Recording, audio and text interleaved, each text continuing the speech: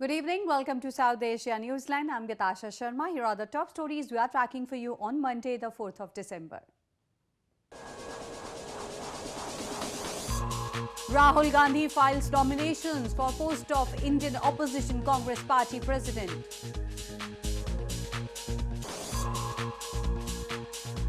US Defense Secretary Mattis arrived in Pakistan for talks on new strategy.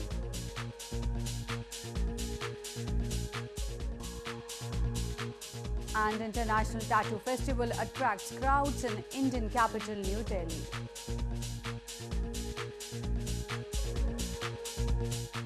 And now for all the details. Vice President of India's opposition Congress Party Rahul Gandhi on Monday filed his nomination papers for the post of party president, finally putting an end to the 2-year-long speculations about his impending elevation. Former Prime Minister Manmohan Singh was among the top proposers for the candidature of Rahul Gandhi for the party chief's post.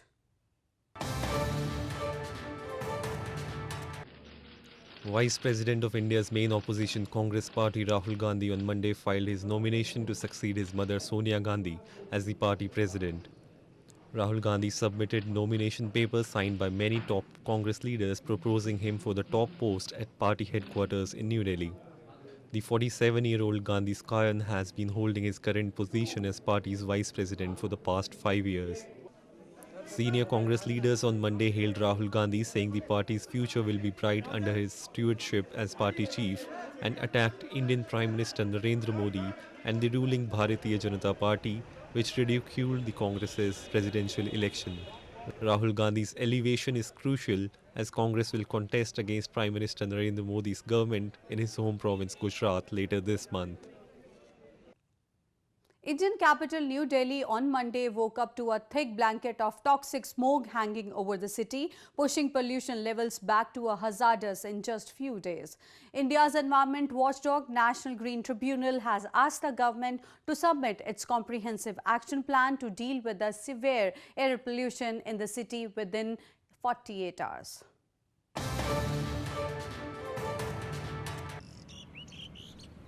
Toxic smoke on Monday pushed the pollution levels back to hazardous levels in Indian capital New Delhi. A US embassy measure showed levels of poisonous airborne particles known as PM 2.5 reaching 448 on Monday morning on a scale where the maximum reading is 500.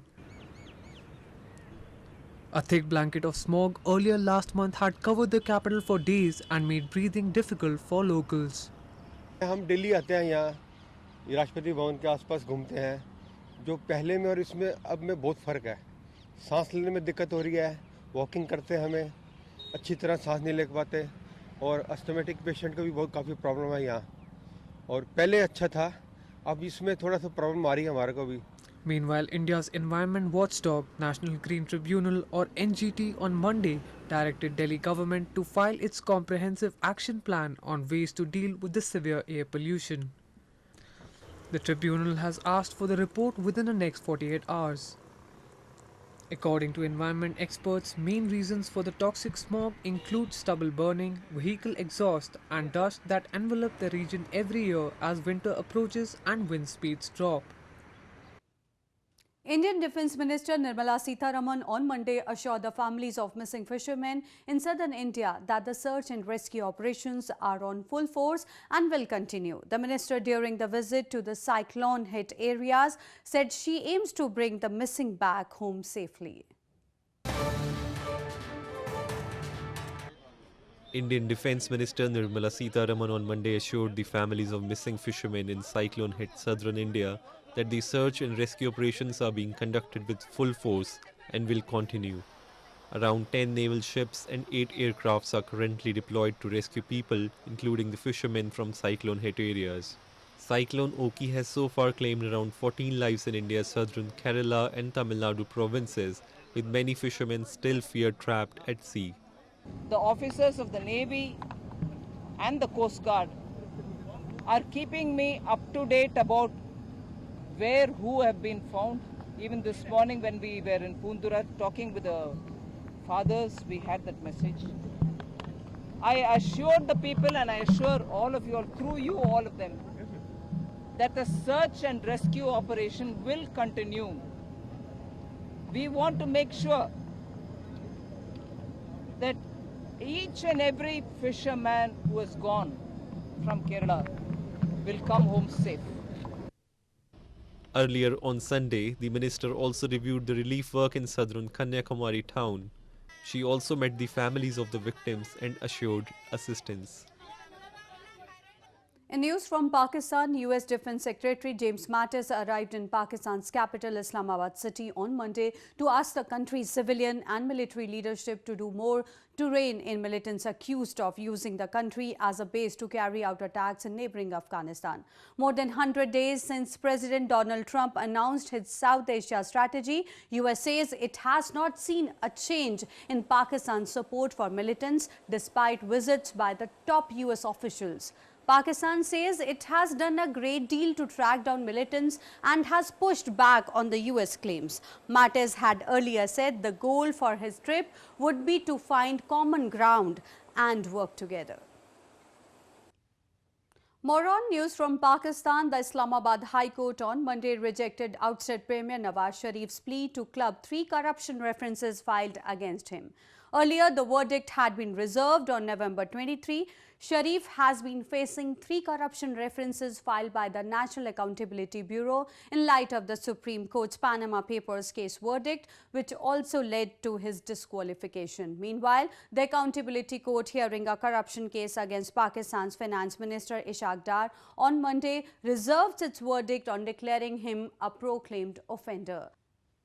In news from Afghanistan, a suicide bomber reportedly detonated his explosives, killing at least 6 people in Afghanistan, eastern Jalalabad city on Sunday afternoon. No individual or group has so far claimed responsibility for the attack.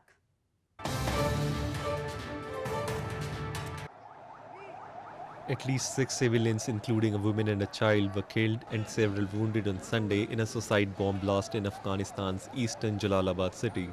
A spokesman for the provincial governor Ataullah Khogiani said the incident occurred on Sunday afternoon after a suicide bomber on a motorcycle detonated his explosives. The victims were immediately rushed to a nearby hospital and the governor has ordered urgent assistance to the victims, the spokesman said. No group, including the Taliban, has claimed responsibility for the blast yet. The explosion was the latest in a wave of violence in the country that has killed and wounded thousands of civilians this year. On November 23rd, at least 8 people were killed in the city in a similar suicide attack. Miss World 2017 Manushi Schiller arrived to a grand welcome in India's capital New Delhi on Sunday. The 20-year-old is the 6th Indian to win the coveted crown.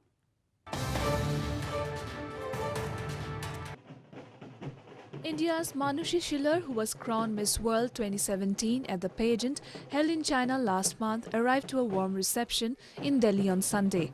Huge crowds gathered outside on streets to greet the beauty queen as she waved at fans and gave autographs while riding on a sunroof car. Schiller's father, Mitra Basu Schiller, and mother, Neelam Schiller, also joined the homecoming parade where she later cut a cake.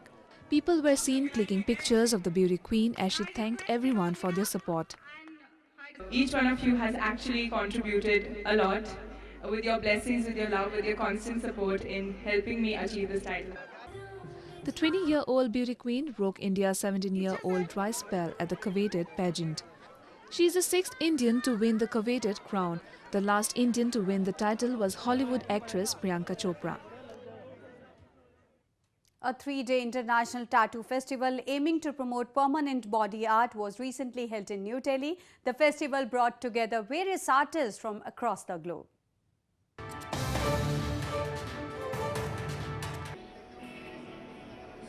Hundreds of tattoo enthusiasts and body art lovers thronged the 3rd edition of International Tattoo Festival, which concluded on Sunday in the Indian capital, New Delhi.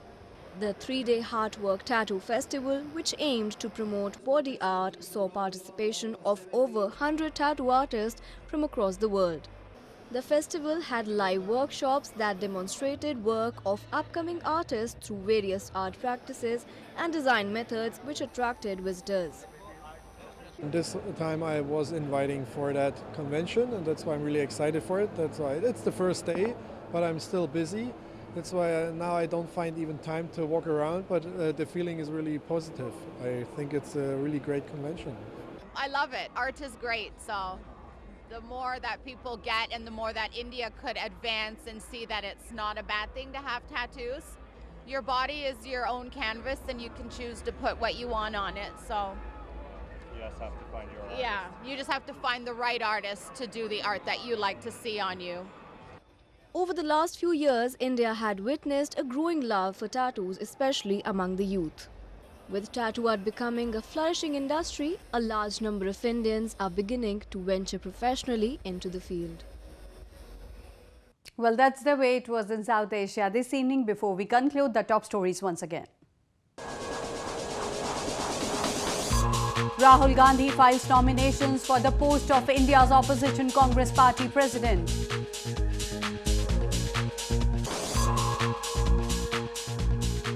US Defense Secretary Mattis arrives in Pakistan for talks on new strategy.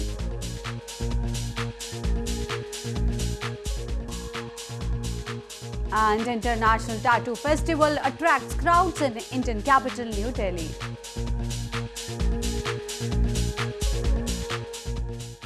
Now our viewers can watch the show on SouthAsiaNewsline.com. You can also visit us on Facebook.com/SAsiaNewsline and follow us on Twitter @SAsiaNewsline. That's all in tonight's edition. We'll see you same time tomorrow. Good night.